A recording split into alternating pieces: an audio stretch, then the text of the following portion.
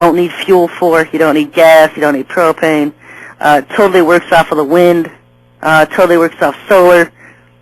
And so you can power your houses up, cabins up, RVs, whatever it is that you're looking to power up with these things.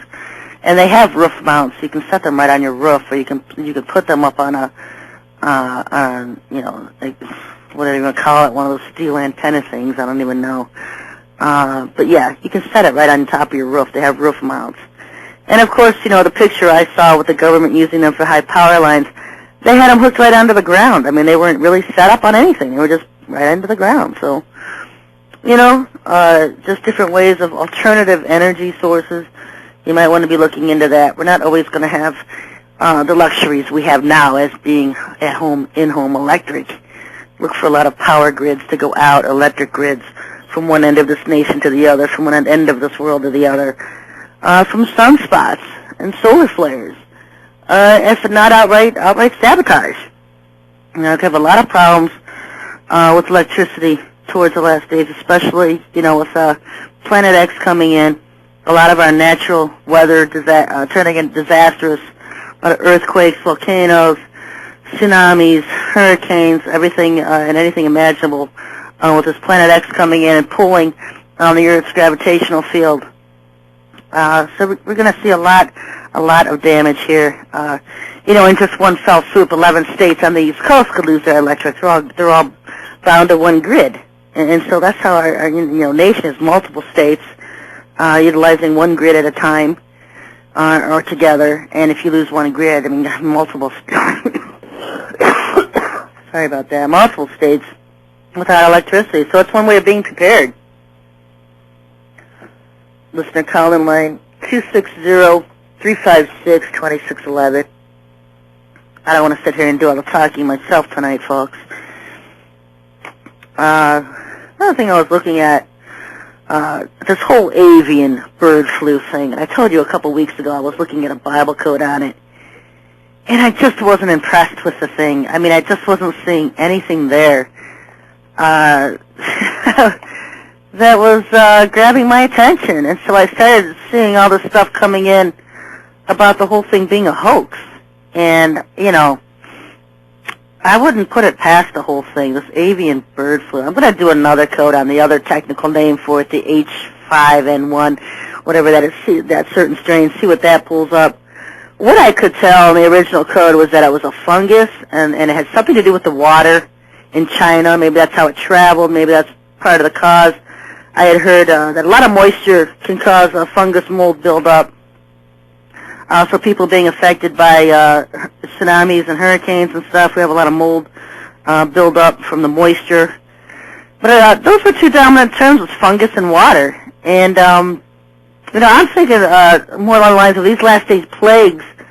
I remember last year reading something, and I think it was Chuck Youngbrand or somebody, talking about an Ebola strain that becomes available by air passage, and that this would start from the west and head to the south, probably like Georgia to California, that whole area from Georgia to California just being infected with this Ebola strain plague, and they didn't have a cure for it. It's one thing to hear about, a plague's coming, but when you see our government really trumping up the card on, this is coming, this is going to hurt people, and you start peeling back the layers, and you're seeing this huge push for, these vaccinations. How can you have a vaccination for a virus now that hasn't even affected people yet? It's all hearsay. This avian bird flu had contaminated a few animals. It hadn't even reached a human before our government was buying 200 million doses, whatever, of this Tamiflu, making these people incredibly wealthy. And guess who stands to gain wealth from it? Rumsfeld. It was Donald Rumsfeld, who was formerly the chair of Gilead, who produces this vaccination called Tamiflu. Sure. Yeah. You have a caller when you're ready. Okay. So this is just another instance, folks, of the government making money off of the public, deceiving them. Yeah, go ahead and put them on. You're up, John. Well, good evening, Sherry. Well, hello, John. Well, how are you doing tonight? Well, I'm doing good. How have you been? Well, great, and I'm doing better. I've got some exciting news for you. Okay. Sometimes I'm away from the office, and I'm away from my computer, and it's hard to listen. Well, I've got a cell phone, and now they've made it possible to listen to you on the cell phones, and I can merrily be in the car anywhere and listen to Sherry Shriner as I drive around. Oh, how funny. And it only cost, I think it was $19, and it was a little program I downloaded from the web. And, in fact, I've got you on my Trio 650 right now, and I'm telling all my friends about it so they can listen to you when they're out in their cars. Oh, that's wild. There's no way of getting nationwide here. I can't get on mainstream radio. Well, I get on mainstream cell phones. It opens up a couple million new listeners to you. Oh, wow. You know what? Can you send me the program and the info? Oh, I sure will. Because I know as soon as I get off the air, someone's going to be sending me an email. What was John talking about? How do I get that? Well, actually, it was one of your listeners that told me about it. Said, John, try this, and it's a free download if you want to keep it after, I think it's 15 days. It's something like $19, but it's absolutely free to try, and the quality is just incredible. Oh, wow. It's like a very high-quality FM radio. Wow. Does it eat up the cell phone minutes? No, it's on a separate plan. You just buy a flat access from either Sprint or Verizon or whoever your broadband phone carrier is, and you can listen 24 hours a day, and it doesn't cost you a penny more wow. than if you listen 2 minutes. Yeah. Shoot that info to Steve, and he'll forward it to me. I sure will. That'll probably be easier for you. I don't know if you don't have too much luck emailing me things direct. Well, I'll get it to Steve, and I'll make sure he gets it right over to you. He's real good about that. Yeah, yeah. You're just one of these people. You know, they harass. There's some people that will try and contact me, and they just make it as miserable for them as possible, and then others just have no problem. Every time I try to contact you, my computer goes down. Yeah, they're just really nasty to you, aren't they?